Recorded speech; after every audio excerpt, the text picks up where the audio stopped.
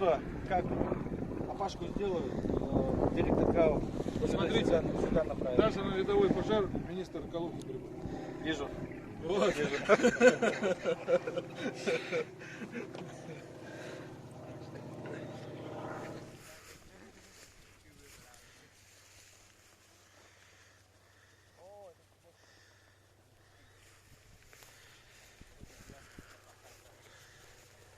Да нет, они свою поляну подобрали.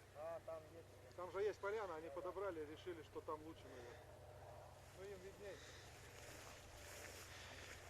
Роман, ну что, пойдем туда?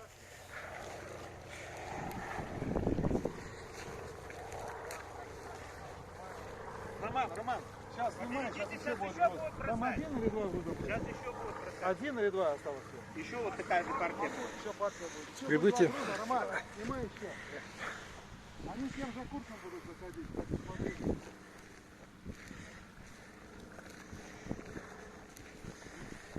С прибытием, пацаны.